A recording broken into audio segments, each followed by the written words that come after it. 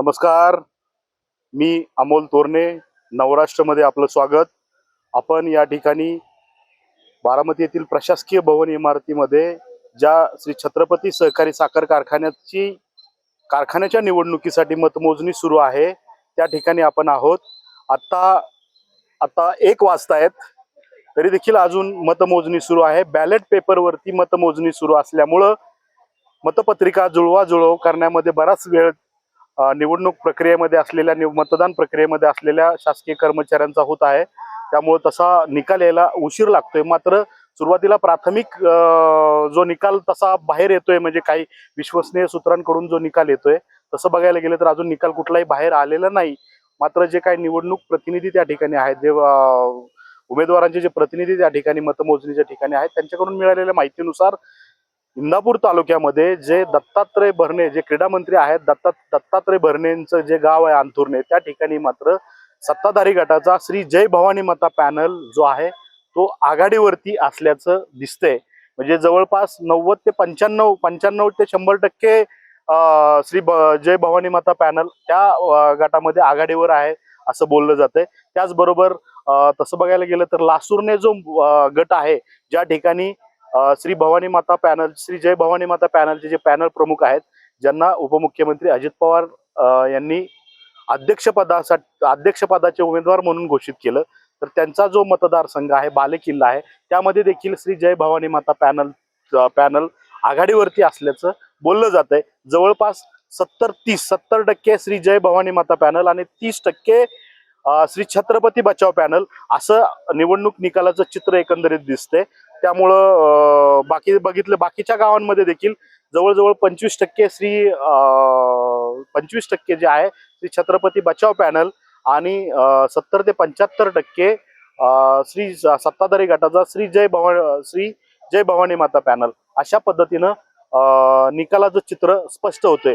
सुरुवातीपासून उपमुख्यमंत्री अजित पवार यांनी सुरुवातीला निवडणूक जाहीर झाल्यानंतर ही निवडणूक एकतर बिनविरोध किंवा एकतर्फी करण्यासाठी सर्वांनी सहकार्य करावं असं आवाहन केलं होतं. त्यानुसार त्यांनी जी रणनीती आखली, त्या रणनीतीनुसार सुरुवातीला 21 जे उमेदवार उभे केले, 21 उमेदवारांना विरोधी ज्या गटाचे 6 उमेदवारांनी पाठिंबा घोषित केला. ज्यावेळेस उमेदवारी अर्ज माघारी घेण्याची जी मुदत होती, त्यावेळेस त्यांनी 6 उमेदवारांनी आपला पाठिंबा श्री जय भवानी माता पॅनलला जाहीर केला. त्यानुसार ते सक्रिय झाले. मात्र तरी देखील जो विरोधी पॅनल आहे श्री छत्रपती बचाव पॅनल, ज्या पॅनलचं नेतृत्व भाजप नेते तानाजीराव थोरात, कारखान्याचे माजी अध्यक्ष अविनाश घोलप आणि छत्रपती शिक्षण संस्थेचे माजी अध्यक्ष मुरलीधर निंबाळकर, भाजप नेते अविनाश मोठे हे नेतृत्व करत आहेत, त्यांनी देखील या निवडणुकीमध्ये तुल्यबळ लढत देण्याचा प्रयत्न शेवटपर्यंत केला.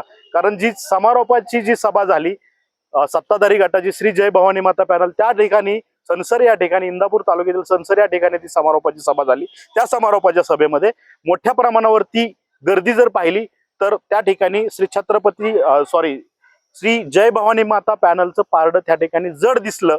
मात्र दुसऱ्या बाजूला जर बघितलं, श्री छत्रपती बचाव पॅनल जो आहे त्या पॅनलची सांगता सभा त्याच वेळेस भवानीनगर या ठिकाणी झाली. त्या ठिकाणी देखील जी गर्दी पाहायला मिळाली, त्यामुळं निवडणूक मात्र चुरशीची झाली असं एकंदरीत चित्र दिसत होतं. या निवडणुकीमध्ये ज्या श्री छत्रपती बचाव पॅनलचं जे नेतृत्व करत आहेत अविनाश घोलप, जे छत्रपती कारखान्याचे माजी अध्यक्ष आहेत, त्यांनी वकार महामंडळाचं संचालक पद भूषवलेलं आहे. ज्यांनी इंदापूर तालुक्यामध्ये एक बडे राजकीय नेते म्हणून त्यांची ओळख आहे. त्यामुळे त्यांचे चिरंजीव या निवडणुकीमध्ये उद्धट गटातून, त्यांचे जे चिरंजीव आहेत, जे इंदापूर पंचायत समितीचे माजी सभापती आहेत करणसिंह घोलप, ते उद्धट गटातून निवडणूक लढवतात. त्या गटाकडे मात्र सगळ्यांचं लक्ष आहे.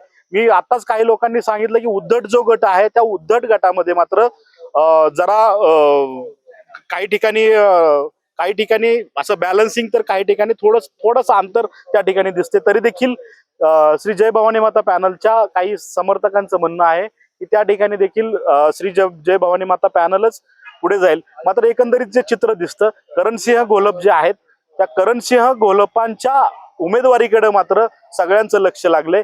या निवडणुकीमध्ये करणसिंह घोलप विजय होतात की त्यांचे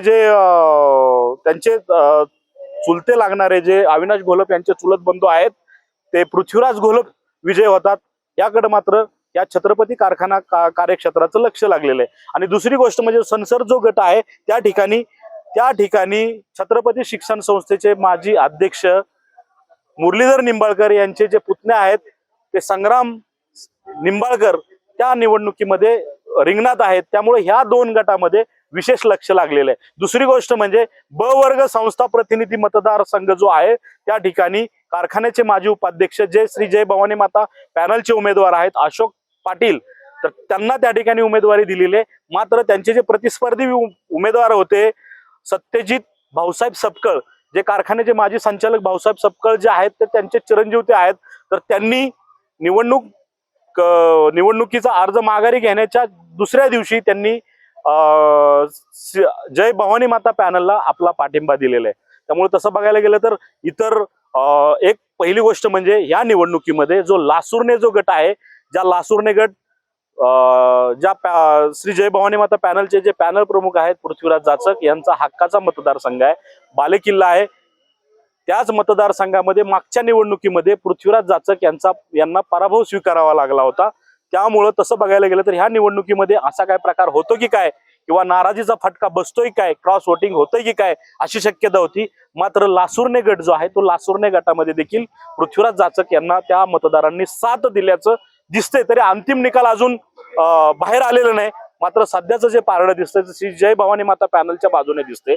सनसर आणि उद्धट गटामध्ये काय चमत्कार होतो याच्यावरती सुद्धा बरीच गणितं अवलंबून आहेत। मात्र दिसतंय ही निवडणूक सध्याच्या स्थितीवरून एकतर्फी श्री सत्ताधारी गटाच्या श्री जय भवानी माता पॅनलच्या बाजूने झुकलेली दिसते। तरी देखील निवडणुकीचा एकंदरीत जो निकाल जो आहे तो रात्री उशिरापर्यंत बाहेर येण्याची शक्यता आहे। मात्र थोड्या वेळानंतर पहिल्या गटाचा निकाल आल्यानंतर जो ट्रेंड जो आहे निकालाचा तो ट्रेंड लक्षात येणार आहे। मात्र उपमुख्यमंत्री अजित पवार यांनी जाहीर केल्याप्रमाणे ही निवडणूक एकतर्फी करण्याचा जो त्यांचा मानस होता, त्यांनी जे जाहीर केल्याप्रमाणे तशाच पद्धतीने एकतर्फी निवडणूक होते की काय अशी शक्यता होती। मात्र सध्या जे 70% पारडं जे जड दिसते ते सत्ताधारी श्री जय भवानी माता पॅनलच्या बाजूने अधिक दिसते। तरी पाहूया आता निवडणुकीमध्ये एकंदरीत होतंय काय। थोड्या वेळानंतर पहिल्या गटाचा निकाल अधिकृत निकाल बाहेर आल्यानंतरच खरं निवडणुकीचं जे चित्र आहे ते आपल्याला समोर येणार आहे। मात्र उपमुख्यमंत्री अजित पवार यांच्या दृष्टीने ही जी निवडणूक आहे ती निवडणूक अतिशय प्रतिष्ठेची आहे। कारण काय झालं की सुप्रीम कोर्टाने गेल्या काही दिवसांपूर्वी जो आदेश दिलेला आहे, ज्या गेल्या अनेक वर्षांपासून रखडलेल्या जिल्हा परिषद, पंचायत समिती, नगर परिषद आणि महापालिका अशा स्थानिक स्वराज्य संस्थांच्या ज्या निवडणुका आहे या 4 महिन्यामध्ये घेण्याचे आदेश दिलेले आहेत। त्यामुळं निवडणुकीचं हे बिगुल काही दिवसामध्ये वाजणार आहे। त्यापूर्वी श्री छत्रपती सहकारी साखर कारखान्याची निवडणूक एकतर्फी जिंकणं हे अजित पवार यांच्या दृष्टीनं प्रतिष्ठेचं आहे। दुसरी गोष्ट म्हणजे जवळच असलेल्या ह्या बारामती तालुक्यातील माळेगाव सहकारी साखर कारखान्याची निवडणूक जाहीर झालेली आहे। त्यामुळं ह्या निवडणुकीच्या अगोदर, माळेगावच्या निवडणुकीच्या अगोदर छत्रपती कारखान्याची निवडणूक जर एकतर्फी झाली तर ही उपमुख्यमंत्री अजित पवार यांच्या दृष्टीने जमेची बाजू आहे। मात्र ह्या दोन कारखान्यांमध्ये राजकीय परिस्थिती वेगळी आहे। पाहूया छत्रपती सहकारी साखर कारखान्याच्या निवडणुकीमध्ये एकतर्फी निवडणूक जिंकण्यात अजित पवार खरोखर यशस्वी होतात का हे थोड्याच वेळानंतर स्पष्ट होणार आहे। अमोल तोरणे, नवराष्ट्र, बारामती। धन्यवाद।